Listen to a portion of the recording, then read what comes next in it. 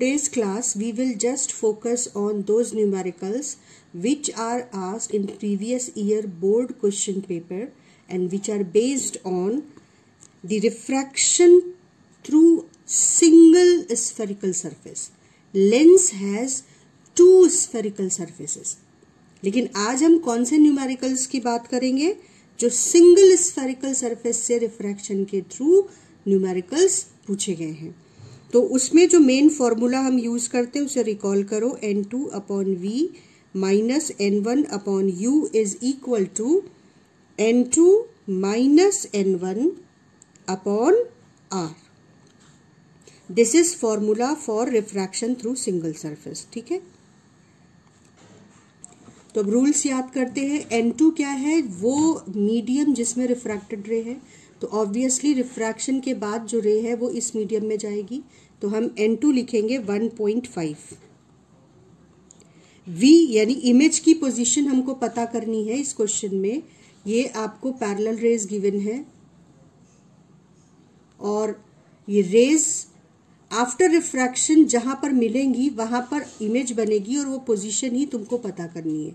ठीक है, तो n2 तो हो गया 1.5. v जिसको हमें कैलकुलेट करना है उसे ना तो साइन देंगे और सिंबल v लिखा रहने देंगे, माइनस n1 क्या है? जहां पर इंसिडेंट रे है यानी 1. और u क्या है? See the rays are coming from infinity, तो u हो गया infinity is equal to 1.5 minus 1 upon. अब इंसिडेंट रे की डायरेक्शन में आप पोल से सेंटर ऑफ कर्वेचर तक 30 सेंटीमीटर मेजर करेंगे, इसलिए 30 सेंटीमीटर विथ प्लस साइन लिखा जाएगा. इसे सॉल्व करेंगे तो सॉल्यूशन करेंगे हम, तो ये 1.5 v is equal to 0.5 upon 30 आएगा और 1 upon v equal to, calculation बेटा चेक करते रहना, हो सकता है मेरा कहीं पे गलत हो जाए, 1 अपॉन 2 इंटू 30 इंटू दिस 1.5. ठीक है, तो ये हो जाएगा आपका 1 upon 90 is equal to 1 upon v, so v is plus 90. Now rule is that if v is positive then it means real image, if v is negative then it means virtual image. So your answer will be real image is formed at 90 centimetre away from the pole on the right side, or you can say in n2 medium. right, तो ये आपका हो गया answer of the question which is being asked in 2012. note down the question and the solution.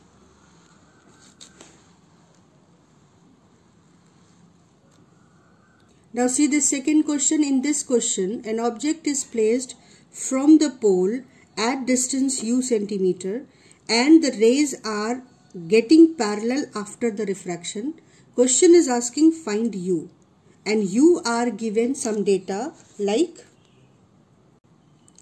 distance of center of curvature from pole is r.